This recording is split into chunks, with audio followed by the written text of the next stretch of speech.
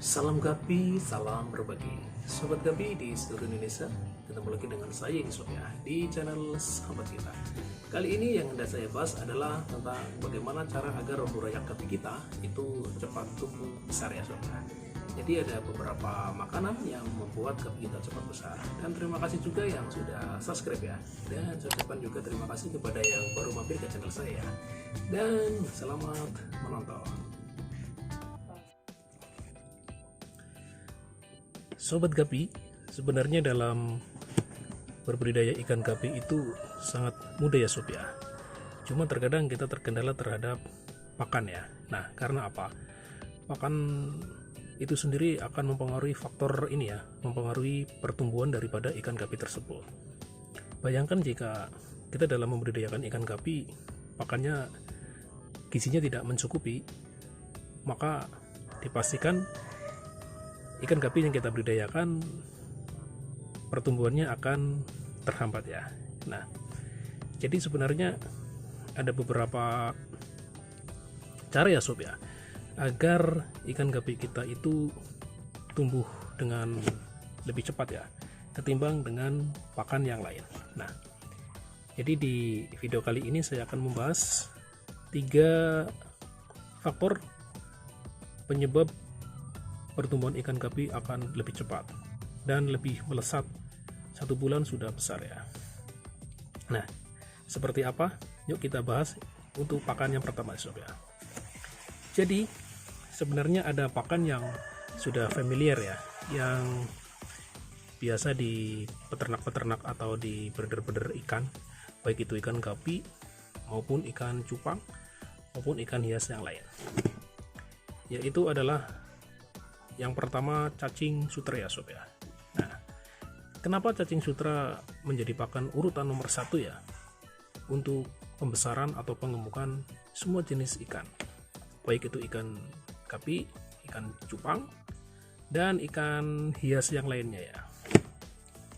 Perlu diketahui bahwasannya ikan gapi itu nutrisi yang harus dimakan atau gizi yang harus dimakan itu sama dengan ikan-ikan yang lain, khususnya untuk fase pertumbuhan ya. Di dalam cacing sutra itu terdapat beberapa gizi yang sangat tinggi ya. Di antaranya adalah lemak ya. Jadi lemak di cacing sutra itu sangat tinggi. Kemudian yang kedua protein. Cuma kalau cacing sutra itu baiknya memang digunakan untuk fase pertumbuhan ya. Artinya fase 5 hari sampai 30 hari ya. Jadi kita punya selang waktu berapa?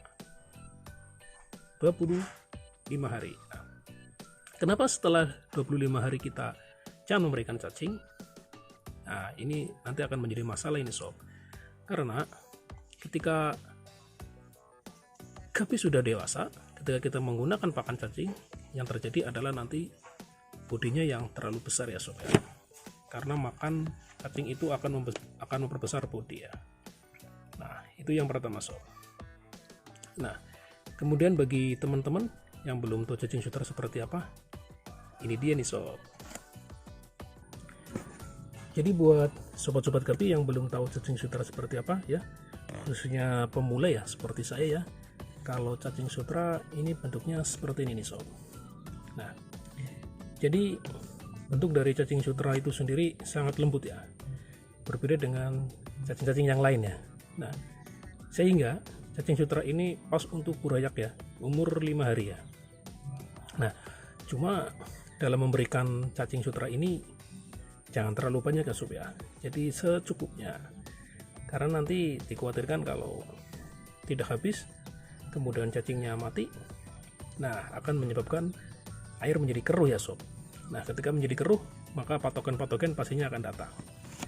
Kita ambil cacing sutranya sob ya. Jadi nggak perlu cicih ya. Kalau peternak cicih itu wah lucu ya. Ini dia bentuknya sob. Jadi bentuk dari cacing sutra seperti ini nih ya. Jadi warnanya kemerahan. Kemudian oh iya sob, bagaimana cara mendapatkan cacing sutra ini? Nah, ini bisa dibeli di toko-toko penjual ikan ya. Atau mungkin yang lokasinya dekat sungai bisa mencari ya di sungai-sungai, terutama yang limbah-limbah organiknya tinggi seperti limbah pabrik ya. Itu biasanya banyak sekali cacing sutranya ya sob ya. Nah, kita memberi makannya secukupnya ya sob.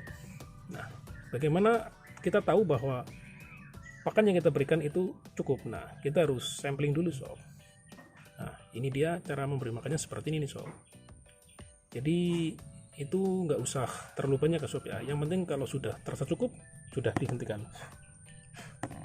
Nah, untuk pemberian pada fase pertumbuhan seperti ini alangkah baiknya pagi dan sore ya sob ya. Agar apa? Agar pertumbuhan lebih maksimal sob. Nah, kita lihat buroyak ini sangat lahap ya sob ya. Kemudian pakan yang kedua apa? Setelah cacing sutra.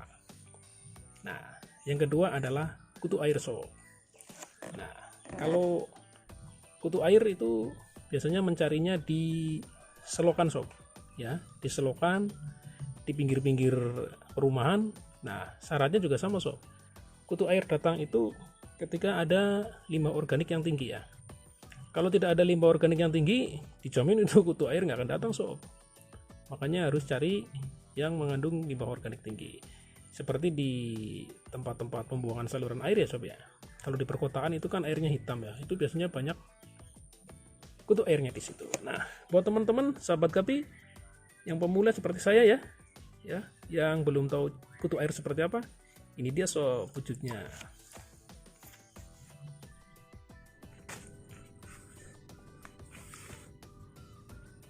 Sahabat Gapi, jadi ini adalah bentuk dari kutu air sob. Setelah kita perbesar, bentuk kutu airnya seperti ini nih. Jadi bentuknya agak bulat-bulat seperti itu ya. Nah, ini adalah pakan terbaik kedua ya setelah cacing sutra. Nah, kalau kutu air itu sebenarnya ada dua jenis sob. Jadi perlu diketahui ya buat sobat-sobat Gapi yang pemula ya, yang mungkin yang belum tahu seperti saya ya. Jadi kutu air itu ada dua. Yang pertama adalah jenis Moina SP ya. Jadi jenis Moina SP itu kutu airnya agak kecil ya, agak kecil. Kemudian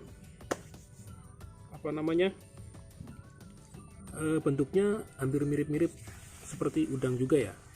Bukan udang, jadi bentuknya agak bulat-bulat juga sama ya, seperti ini nih sob. Nah, kemudian yang kedua itu adalah ini sob, jenis Dapina magna. Kalau Dapina magna itu bentuknya sama ya, bulat-bulat ya, dan dia lebih besar sob. Makanya kalau jenis Dapina magna ini ketika kita kasihkan ke buroyak Gapi yang jenis Dapina ya, itu harus kita saring dulu sob. Artinya disaring kita ambil yang kecil ya sob ya, jangan yang besar. Nah, kemudian kalau yang besar ini biasanya cocok untuk memberi makan ke indukannya atau ikan Gapi dewasa ya sob ya.